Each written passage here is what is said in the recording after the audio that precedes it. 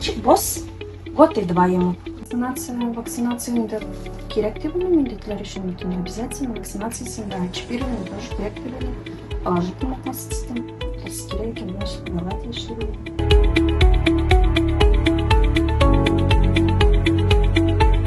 В общем, чипирование – это введение подкожно электронного микрочипа.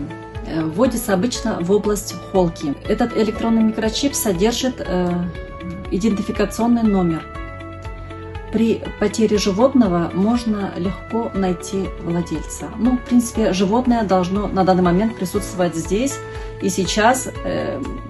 Где-то найти по чипу тоже невозможно. Считывается своим специальным прибором, сканером. На данный момент это обязательная процедура, так как это необходимо для регистрации животного.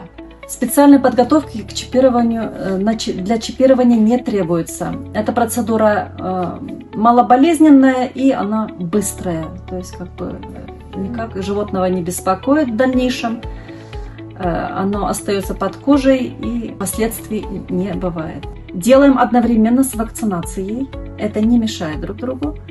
Поэтому вакцинация делается раз в год взрослым, а маленьких вакцинируем с 2-месячного возраста бешенства.